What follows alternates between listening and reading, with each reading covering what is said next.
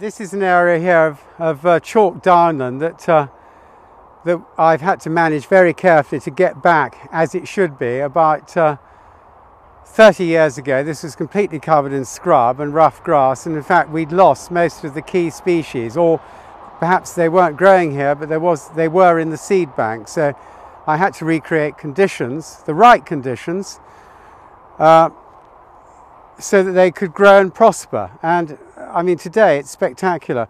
Now just down here we've got a thing called bastard toadflax, which is quite a rare downland indicator species, very small, very prostrate, semi-parasitic plant that scrambles through the low herbage and ekes a living out.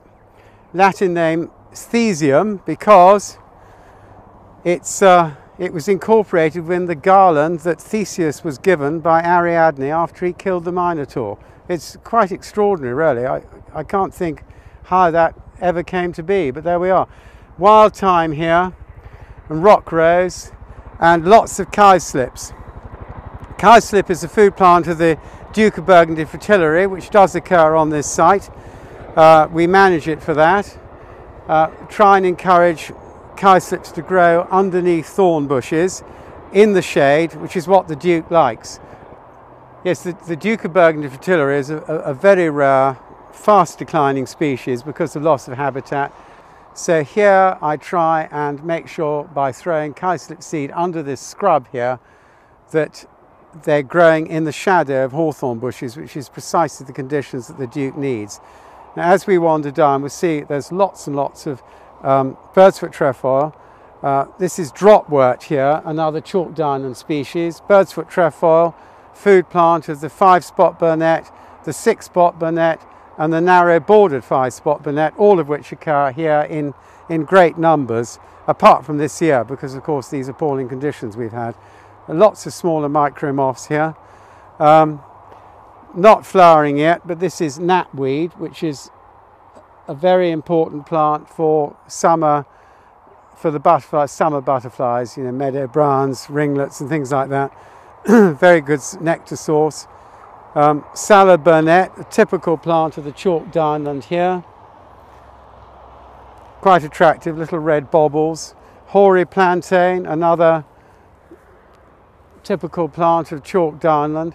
And here we've got a young oak tree, which shouldn't really be here at all, but when the field is grazed, which we do from time to time, it will be grazed out, because we don't want this field to become scrubbed up anyhow. The oak can grow somewhere else. Here there's lots of glaucous sedge underneath us, a very small grassland species, you know, typical on chalk downland.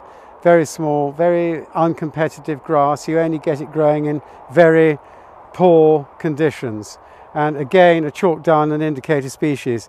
At my feet I now have a female common blue, just here, very dark, very worn, but so she's laying eggs for the next generation. And all in all, the scrub is managed to favour birds like yellowhammers and white throats and lesser white throats, all of which are breeding here. So every year I do a little bit of scrub clearance. I take a little bit out, leave some, maybe remodel it a bit, in order to make sure the scrub doesn't dominate, but that it remains part of the ecosystem in this particular site. And you will notice ant hills all over the area. Again, a feature of very old chalk downland as we have here.